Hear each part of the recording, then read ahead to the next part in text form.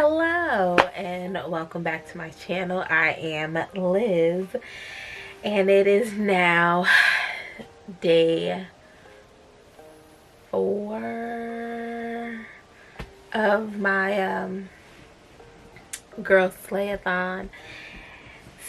So the last time in my last video I finished the graphic novel LaGuardia, and I talked about that. So I also said that I was going to start on A Girl's Guide to Murder by Holly Black, and I did, and I'm really excited. So I didn't push through to the 20 chapters that I was trying to get through. I got to like maybe chapter 12. Yeah, I got to like chapter 12. So that was pretty good. I was pretty excited. So I'm like halfway through it. So this is how much I've read. I'm like a good chunk of it. I'm at 259 part 3. It's 3 parts, I think, in this book, and it's like 48-ish chapters. So this is how much I have left, so it's not bad. So that's my plan, is to finish this book, and it's getting good. So let's see. So what's going on in this book? Gosh, I feel like it's been so long since I've read this book, and it was just the other day. Okay, so Pip. Okay, so we find out why Pip was doing her report on Salau Singh. And so basically when she was younger, he was a very nice guy, which everyone is saying. Everyone has that same agreement, is that he's a very nice person, and they don't believe that he would have killed his then girlfriend, basically. So Pip is on a quest to basically clear his name, and so everyone can stop hating the Singh family for the son's guilt, because everyone swears that he was guilty of killing the girlfriend, except there are a few that don't believe it. And then everyone's like, well, I mean, it had to be him, right? Because who else could it have been? But if the police actually did their job, they probably would have had way more suspects. So we follow our main character, Pip, who is doing this for a school project. It's a summer project that she is doing. The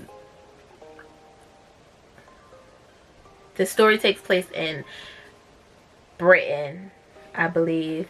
So their schooling is different from what you have in the US. So I guess this would be more like I guess in the US this would be more like, because I think she's going to not high school. She's already in high school, sorry. She's graduating from college, but I guess it would be different in Britain. So it would be more like, I don't know how their schooling is. So let me stop pretending like I'm going to I actually know, because I'll actually have to look it up, and I just am too lazy to do that. I'm sorry. But anyway, so she is doing this project for her last year. She's also applying to her college. And so she's writing, she has to do this research. So it's like a case study. So her case study is on the Salau Singh versus Andy Ford, I think. or something. I don't remember what the last name is, but anyway, so that's what she's doing. So she chose Salao because when she was younger, he was really nice to her, because he was the Pep's best friend. Big sister Naomi was best friends with Salao, so they were over at the house. What is her best friend's name? I think it's, okay, so the Wards. So they both basically spend a lot of time over at the Ward's house, since, you know, they were best friends with the daughters. So he was always nice to her, and he basically helped her out. So she hero worshipped him when she was younger, and so she just doesn't believe that he could have did these things. And also then she is like Salao's brother, younger brother, also didn't think that his big brother did it, obviously, so he wants to help her out. At first he thought she was a joke, and was like, why does it even matter, why do you care? And then she explained her reasons later on, and so they work together, because he feels like, well, I did try a few years back when it was fresh, basically, to figure out if he actually did it, but people were less likely to want to talk to him because he looked like his brother. So it's like, your brother was a murderer, go burn, basically. And so he got treated unfairly because of that. So yeah. So now I'm at the part where we're going to find out, because as the story unfolds in parts, one is the setup, so it's like the background information, and building up to the second part. The second part, we get a lot more details on what happened that mysterious night in which the girlfriend got killed, because Pep doesn't believe that Andy actually was killed, and she's looking at this like it doesn't seem logical, but she's trying to figure that all out. So what really happened? So now I'm at part 3, where we're gonna find out exactly what happened and how it came about, and why, basically, I'm assuming why Salao was blamed for this murder. I have my theories, but I want to see if my theory matches the ending.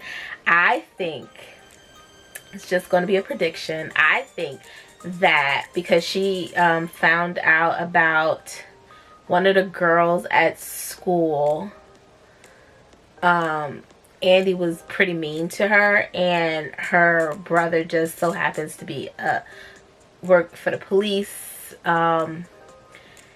So I think he may have something to do with Andy's disappearance. Maybe. And if not him, then, so I think he has something to do with it. I think he plays a part somehow in the whole thing. Also, there was, I think, a teacher or something that has to do with it. And then I also think that the sister may know, Andy's sister, by the way, may know more than what she is she's leading Pip to believe. And she is, side note, because she is definitely dating Andy's sister. I can't remember her name, and I don't feel like looking it up at the moment, but she is dating this racist reporter. Like, I did not like him at all. He's like a side character, but however, he was just so racist. I just wanted to reach through the book and just was like, punch him. Like, he was just really racist, but that's neither here nor there. that, I mean, it doesn't affect the story one way or the other. But anywho, so yeah, so so those are my guesses. So I think the sister knows something. The police officer is involved in some way. Who else? Hold on, let me look at the suspects list, because Andy was making a suspects list as she was trying to figure out the case. Let's see, hold on.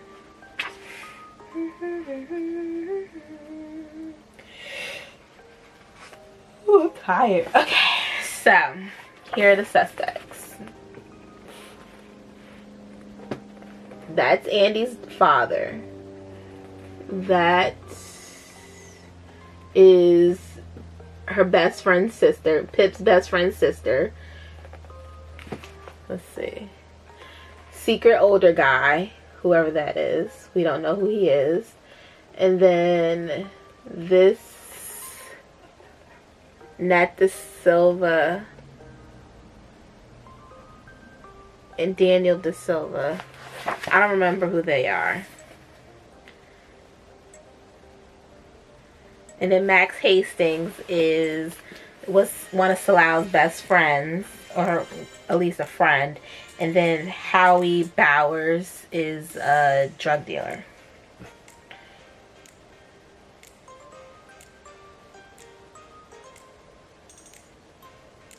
Oh, I think Nat is the girl that might be the girl that Andy was mean to, and Daniel Da Silva is the brother who is also a cop. I think. I can't remember. I would actually have to look, but I don't feel like that. But I don't want to do that. I feel like that would take way too long, longer than I want it to be. But anyway, so yes, I have to read to find out what happened. I'm kind of excited. I love these kind of books and it's so funny because I get so into books, something like this, and I have to skip to the end to find out if I'm right, because I'll be like, okay, I know who it is, or I'll suspect who I think it is, and then I usually I would skip to the end to find out if I was right or not, and then continue reading. But I'm not going to spoil myself. I'm learning to not spoil myself, to just power through, basically use it as my motivation to hurry up and get to the end so I can find out what happens. But yeah, so that's my update on A Girl's Guide to Murder by Holly Jackson. Okay, so I was at Barnes & Noble's the other day, and so I picked up a few books.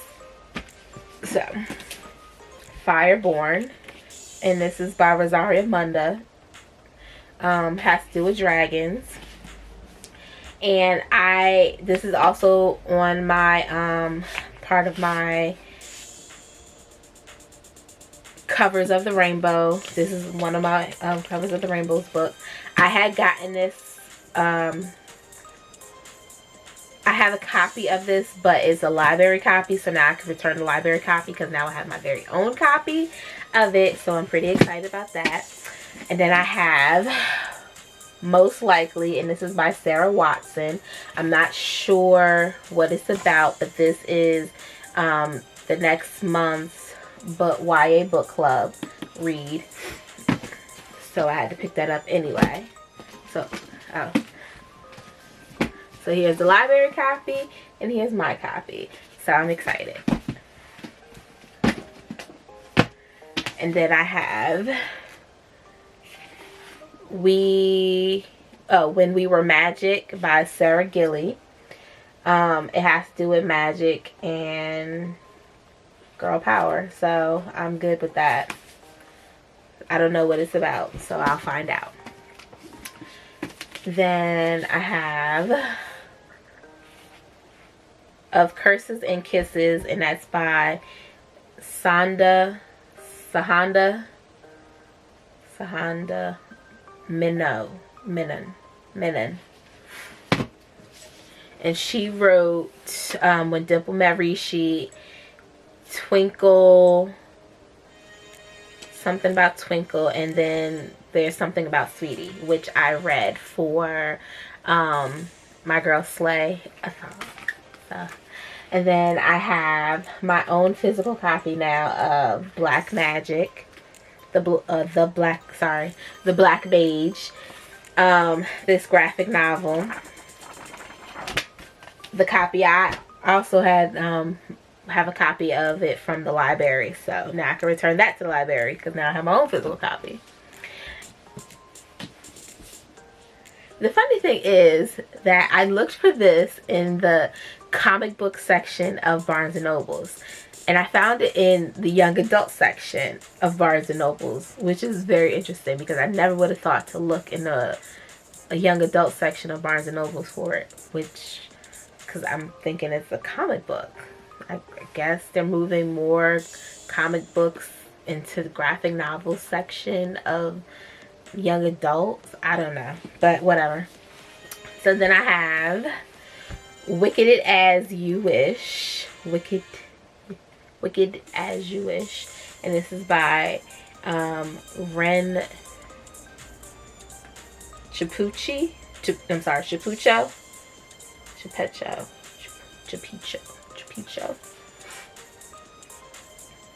And she wrote the Bone Witch series, which I have not read, but I think I have the first book in that series.